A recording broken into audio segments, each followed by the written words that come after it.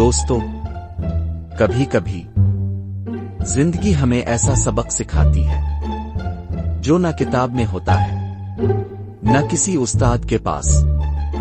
ये सबक हम खुद पैसे देकर खरीदते हैं। आज की कहानी किसी फिल्मी विलन की नहीं, न किसी जादू की। ये कहानी है अक्ल, लालच और एक ऐसे शख्स की जो आया और सबको खामोशी से नचा कर चला गया। कहानी का उन्वान है बंदर बाबू और बड़ा चूना। एक गांव में अचानक एक अजनबी शख्स आया। इसने ऐलान करवाया, मैं गांव वालों से हर बंदर 10 रुपए में खरीदूंगा। ऐलान सुनते ही कुछ लोग हंसने लगे, कुछ ने मजाक उड़ाया, लेकिन अक्सर देहाती खुश हो गए क्योंकि ये उन्हें आसान कमाई लग रही थी। देहातियों ने बंदर पकड़ना शुरू कर दिए। जंगल, खेत, दरख्त, जहां बंदर मिला पकड़ लिया गया। इस आदमी ने 10-10 रुपए देकर तकरीबन 1000 बंदर खरीद लिए। कुछ दिन बाद गांव में बंदर कम होने लगे। अब चंद ही बंदर बच्चे थे और वो भी पकड़ना मुश्किल हो गए थे। इसी वक्त ताजिर ने नया ऐलान किया, अब मैं हर बंदर 20 रुपए में खरीदूंगा। ये सुनते ही देहातियों में नया जोश आ गया। उन्होंने फिर पूरी ताकत से बंदर पकड़ना शुरू किए। चंद दिनों में बंदर तकरीबन खत्म हो गए।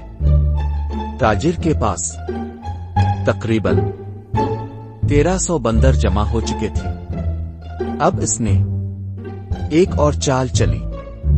पहले कीमत की 25 रुपए फी बंदर, फिर बढ़ाकर 50 रुपए फी बंदर, मगर इस कीमत पर इसने सिर्फ 9 बंदर ही खरीदे।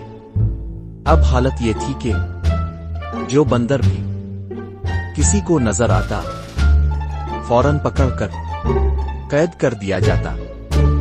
गांव में बंदर कीमती चीज बन चुके थे।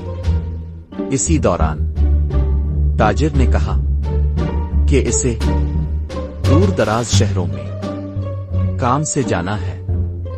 वो चला गया और अपना असिस्टेंट जिम्मेदार बना गया। ताजिर की गैर मौजूदगी में असिस्टेंट ने गांव वालों को जमा किया और बोला, भाइयों, इस बड़े जखीरे में तकरीबन 1450 बंदर हैं जो उस्ताद ने जमा किए हैं। मेरी तजवीज है कि मैं ये सब बंदर आपको 35.5 रुपए फी बंदर दे दूं।